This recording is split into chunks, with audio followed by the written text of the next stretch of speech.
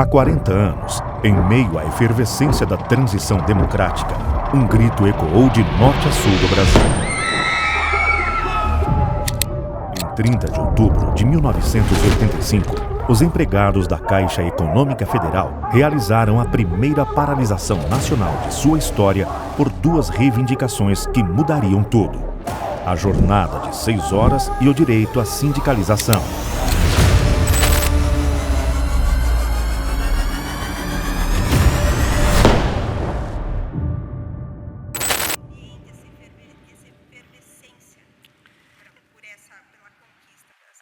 Em 85, nós estamos saindo de um regime de repressão ainda, né? Era muito recente, e a Caixa, os empregados da Caixa não eram sindicalizados, eles tinham uma denominação própria que era economiários, então eles não eram bancários, como as outras categorias de banco.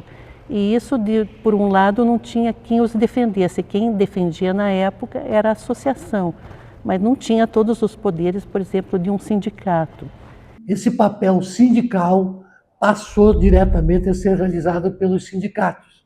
No entanto, as APCFs, que são entidades de classe, atuam também na infraestrutura e na fortalecer os movimentos em defesa dos direitos dos empregados, fortalecimento da Caixa, da FUNCEF, do Saúde Caixa e de outros assuntos que interessam a categoria dos bancários da Caixa e dos economiários. A principal luta mesmo em 85 era a jornada de 6 horas e sindicalização.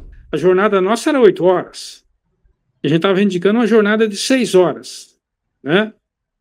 E isso, claro, que interessava para todos nós, né? Porque os demais bancários tinham jornada de 6 horas, né? Os economiários, que eram os empregados da Caixa, não tinham essa jornada, né?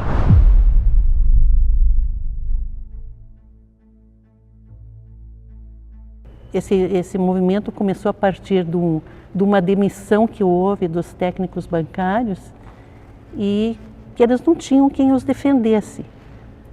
Fizeram movimentos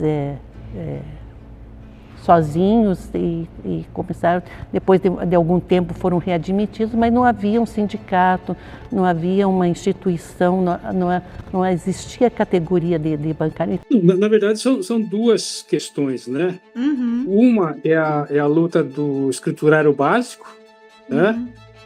Que eu não lembro em detalhes assim, mas o pessoal foi contratado como auxiliar de escritório, né? E mais com atividade equivalente ao escriturário básico.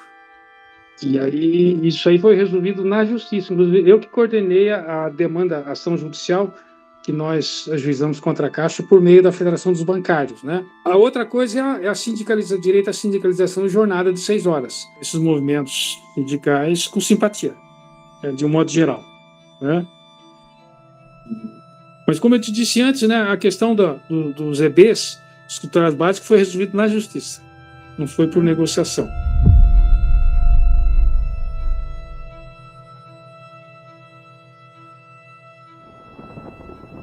O movimento pelas reivindicações se firmou de maneira forte e consistente. Manifestações, como o ato em frente à Assembleia Legislativa do Paraná, em Curitiba, prepararam o terreno para a paralisação de 24 horas da Caixa em quase todo o país. Bom, em algum momento nós formamos uma comissão, né, que foi a comissão coordenadora desse movimento do Paraná. Aqui o ginásio era o local onde as pessoas se reuniam, onde vinham reivindicar, onde faziam as reuniões. Então eu lembro de várias reuniões aqui dos líderes do movimento com o presidente da época, que era o Dr. Dauro Rivadavia Carneiro Bonde, que era o presidente na época. Fizemos paralisações e movimento dentro de agências também, né? Sempre com algum cuidado, alguma preocupação, né? Mas fizemos. O movimento mais forte mesmo era Curitiba e Londrina, né? E aqui no Paraná nós fomos para frente da Assembleia Legislativa do Paraná. A Cândido de Abreu ficou cheia de gente. A paralisação naquela época, pelas reivindicações, foi praticamente total, né, dos economiários. eu fiquei uma semana morando dentro da gerência geral, que eu tinha que estar ativamente dando informação para a matriz. Então eu preferi ficar ali, mas de vez em quando descia com eles e conversava, né? Orientava eles para que fizesse, que realmente tivesse uma paralisação ou greve que se chamava, mas pacificamente, né?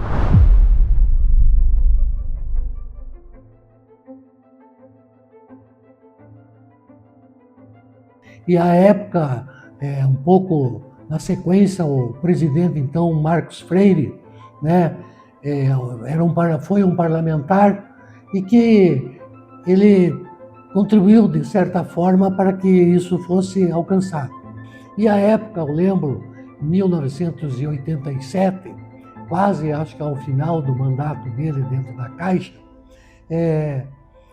o presidente Marcos Freire esteve em Curitiba e eu recém assumido a presidência da APCF Paraná, fomos recebidos por ele e nós levamos algumas reivindicações pessoalmente a ele. Tanto foi a abertura que essa questão da sindicalização nos proporcionou. E até eu me lembro assim, o Dr. Dauro, que era o presidente na época, ele foi da auto-administração da Caixa. Então ele era uma pessoa de uma família tradicional de Curitiba, extremamente elegante, muito culto, só usava caçemira inglesa, cromo alemão, sapato de cromo alemão. E ele vestiu a camiseta das 6 horas e foi o primeiro que abriu a faixa lá das 6 horas na frente da Assembleia, junto com as pessoas, os meninos que lideravam o movimento, né? Embora o Ernesto Benedito Nogueira, que assumiu como superintendente, não lembro exatamente se foi em 85 que ele assumiu ou um pouco antes, mas ele sempre foi muito camarada, assim, né? Assim, ele não ficava intimidando a gente, não. Então, devido à minha função, quer dizer, como eu tinha que dar as informações, as respostas para a matriz, que era Brasília, a gente dava uma equilibrada, né? A gente não dizia, ó, estou apoiando, mas automaticamente dentro da gente a gente estava, porque você também ia fazer parte dessas reivindicações, você seria beneficiado também.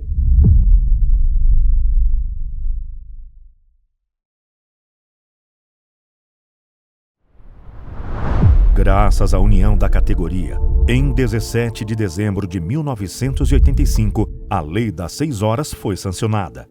No dia seguinte, o Diário Oficial garantia também o direito à sindicalização. Em 1º de janeiro de 1987, a jornada de 6 horas entrava em vigor. O economiário era, enfim, reconhecido como bancário. Foi um grande ganho, principalmente para as mulheres que têm jornada dupla, né, que aí tinham mais tempo para cuidar dos filhos, não precisavam sair na hora do trabalho para levar os filhos para o médico, cuidar das questões dos filhos. Foi realmente uma grande conquista para nós e assim, com uma aceitação geral, né? Podemos dizer que uma reivindicação muito justa que foi encampada por todos. A categoria ganhou experiência, né? Uma experiência que não tinha, né? Ou seja, movimentação reivindicatória. Criou uma cultura organizativa sindical dentro da Caixa, né? Que impacta, acho que indiretamente até os dias atuais, provavelmente, né? Nós temos muito a comemorar, porque agora no dia 30 de outubro estaremos completando 4 décadas desta conquista. Tanto é que a FENAI fará um evento em Brasília para deixar registrada e consignada essa conquista imensa que, com certeza absoluta, ficará nos anais da história dos movimentos reivindicatórios da categoria. A paralisação de 1985 foi o marco que transformou a história da Caixa. O Conexão O Colega mostrou que a união da categoria é o alicerce das conquistas.